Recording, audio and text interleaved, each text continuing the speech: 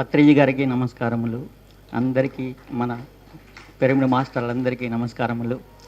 నాకు ముఖ్యంగా మాట్లాడటం కూడా ఏమీ రాదు.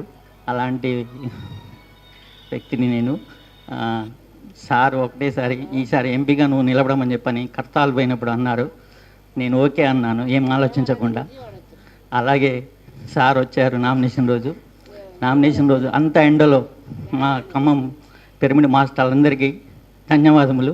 వాళ్ళందరూ కూడా మిట్ట మధ్యాహ్నం 1 గంటకు దగ్గర కిలోమీటర్ దూరం ఉంటుంది మన ఇంటికాడ నుంచి, అంత ఎండలో నామినేషన్కి వచ్చారు. మరియు అలా అంత ఎలా వచ్చిందో శక్తి తెలియదు, అంత శక్తి మాలో అందరికీ వచ్చింది. అందరం హ్యాపీగా అంత దూరం నడవగలిగాము. మళ్ళీ ఇంటికి కూడా అలాగే మళ్ళీ కిలోమీటర్ నడిచి వచ్చారు అందరూ. అందరికీ ధన్యవాదములు. ఆ శక్తి అలాగే ర్యాలీ 2వ తారీఖు నడిచేసాము. ఆ రోజు కూడా అలాగే దగ్గర 5-6 కిలోమీటర్లు నడిచాము.